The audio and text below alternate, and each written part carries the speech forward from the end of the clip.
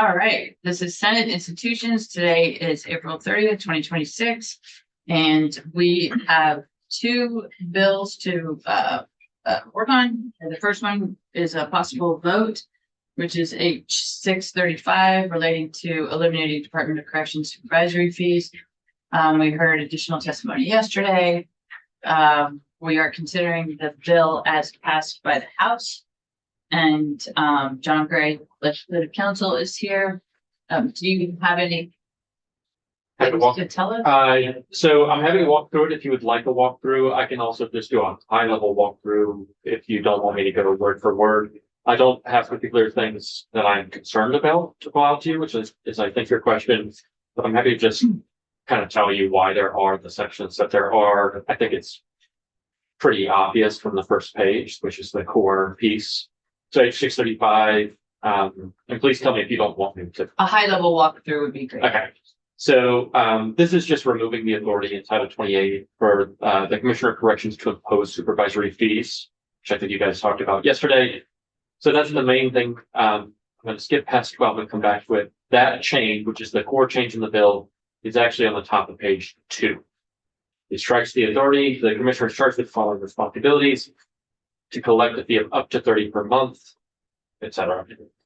You can see in this text, there's a reference to a victim restitution fund. The one thing I wanted to note, and that you probably heard yesterday, there is no disruption of restitution as a consequence of this. In any case, the supervisory fees are not going to that purpose. They're also not collecting 30 a month. It's 15, so I understand. So this strikes the authority to collect those fees. That's the point of this bill.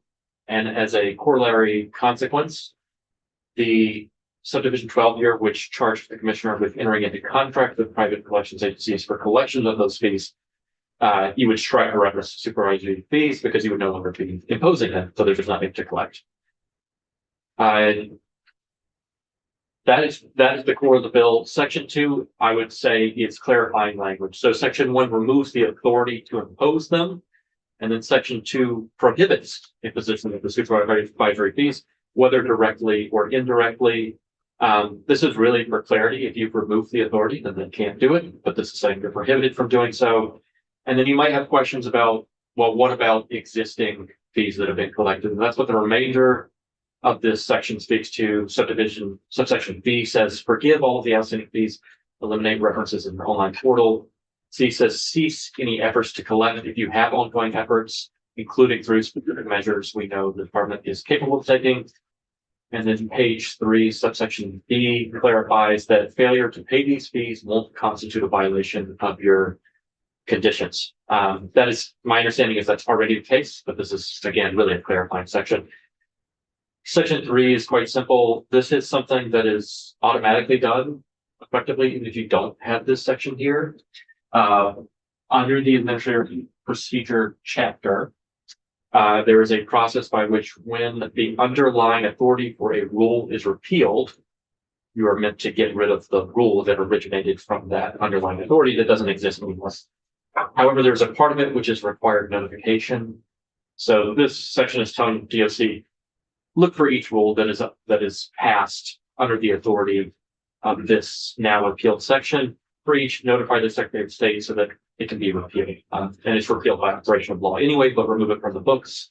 And then update any policies you have so that you don't have these stray references to a no longer functional scheme. Takes effect July 1, 2027. I'm sure you heard about that yesterday from DOC. Initially, the proposal had been for this summer, and then there was a request to just ensure that there was sufficient time to get that in order.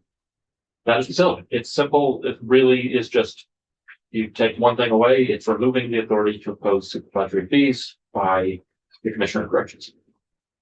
Great, thank you. Are we ready to take a vote? John, what's the version and the date on the bill? So this is just the as passed by House. Passed by the House.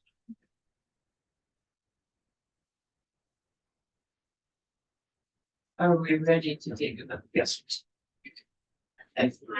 Mostly yeses. Okay, Okay. so will the clerk please call the roll? Senator Benson, yes. Senator Major, Yes. Senator Plunkett, yes. Senator Harris. Yes, So we are 4-0-1. yes. And would anyone like to report the bill? Okay. Okay. So Senator Plunkett will be the reporter. And that is that. Thank you. So efficient. Yeah, 5 minutes. Very good. Thank you guys. Thank you. I'll see you quite soon after. Okay. Our next item is not until 2:30. It's H 550. So you have time to review that bill. 2:30? What, I said 5:30, didn't I? No, you said 2:30, but 2:30. That's what it says on the agenda because that's when the I thought it was DSC votes. at 2:00. Oh, we must have changed it. I'm glad you mentioned that. That's, Okay, so the next part of our meeting will be at 2 p.m. And we'll be discussing H 550 and the commissioner will be here and we'll also be discussing the commissioner's appointment.